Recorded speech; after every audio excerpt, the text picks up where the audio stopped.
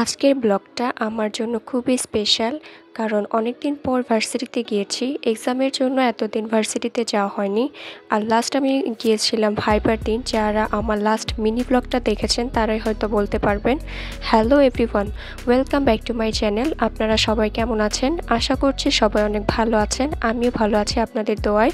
এই ব্লগে আপনাদেরকে দেখাবো আমাদের কলেজ ক্যাম্পাস, আমার কিছু ফেভারিট স্পট এবং শেয়ার করব কিছু স্মৃতি। তাহলে চলুন শুরু করা যাক। আমাদের ক্লাস ছিল সকালে। ক্লাস শিডিউল মানে ক্লাস রুটিনটা আগেই দেওয়া হয়েছিল গ্রুপে। যেহেতু সকালে ক্লাস, তাই আমাকে খুব সকালে ঘুম থেকে উঠতে হয়েছে। এত সকালে বাসায় ব্রেকফাস্ট রেডি ছিল না, তাই ভার্সিটিতে যাওয়ার পর আমি আগে ব্রেকফাস্ট করে নিলাম। ব্রেকফাস্টে আমি পরোটা আর ডাল ভাজি নিয়ে নিলাম। আমাদের ক্যাম্পাসের প্রত্যেকটা হলের খাবারের মান খুব ভালো। এখানে ব্রেকফাস্ট, লাঞ্চ, ডিনার যে যেটা খেতে পছন্দ করে মোটামুটি সব ধরনের খাবার পাওয়া যায়। যারা হলে থাকে অনেক সময় রান্না করাটা একটু কষ্ট হয়ে যায়, তারা চাইলে ইজিলি হলের ক্যান্টিন থেকে খাবার সংগ্রহ করতে পারে। আমি অন্য একটা ভিডিওতে আমাদের ক্যাম্পাসের ক্যান্টিনগুলোর খাবার নিয়ে একটা ফুড ব্লগ করব, সেটাতে প্রত্যেকটি খাবার দেখানো ট্রাই করব। যাই হোক, ব্রেকফাস্ট কমপ্লিট করার পর আমি এবং আমার ফ্রেন্ড এক কাপ চা নিয়ে নিলাম। যদিও আমি এতটা চা প্রেমী না, বাট মাঝে মাঝে খাওয়া হয়।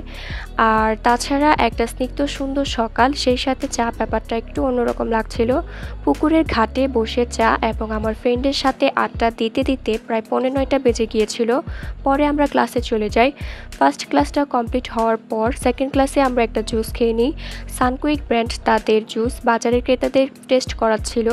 এটা আমাদের ক্যাম্পাসেও এসেছিল। আপুরা অন টাইম কাপে সবাইকে জুস ঢেলে দিচ্ছিল। আপনারা যদি কেউ সানকুইকের এই জুসটা খেয়ে থাকেন তাহলে আমাকে অবশ্যই কমেন্ট করে জানাবেন যে আপনাদের কাছে এই টেস্টটা কেমন লেগেছে। ইডেন শুধু পড়াশোনার জায়গা না, এই জায়গাটা আমাদের অনেক ইমোশন, বন্ধুত্ব আর স্বপ্নের শুরু।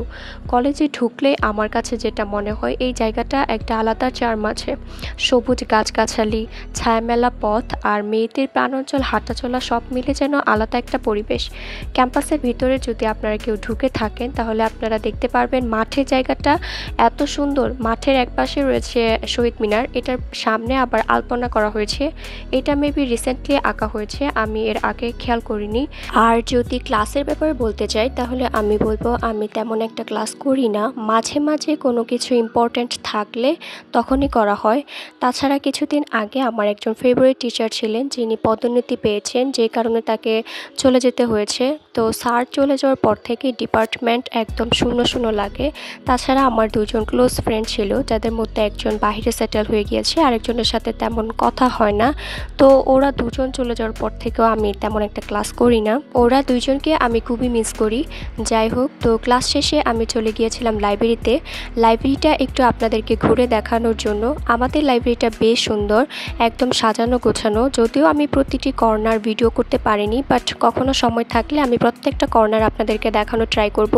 এরপর চলে গিয়েছিলাম ইডেন প্লাজায়। ইডেন প্লাজা নিয়ে আমি এর আগে একটা ব্লগ ভিডিও বানিয়েছিলাম, বাট আনফর্চুনেটলি ভিডিওটা ডিলিট হয়ে গিয়েছে। তো আমি আবার ইডেন প্লাজায় কি কি পাওয়া যায় সব কিছু নিয়ে একটা ভিডিও মেক করব।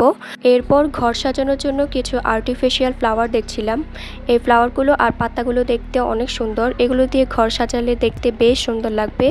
তারপর আমার ফ্রেন্ড বলছিল একটা মামার চটপটি নাকি অনেক মজা। তো এটা হচ্ছে হোম ইকোনমিক্সের সামনে, তো সেইখানে চলে গেলাম এবং মামা আমাদের জন্য চটপটি বানাচ্ছে, সেটাও আমি ভিডিও করে রাখলাম। আপনারা যদি কেউ হোম ইকোনমিক্সের সামনে যান তাহলে এই মামার চটপটিটা একবার হলেও ট্রাই করবেন। তো এই চটপটিটা বেশ ভালোই লেগেছে আমার কাছে।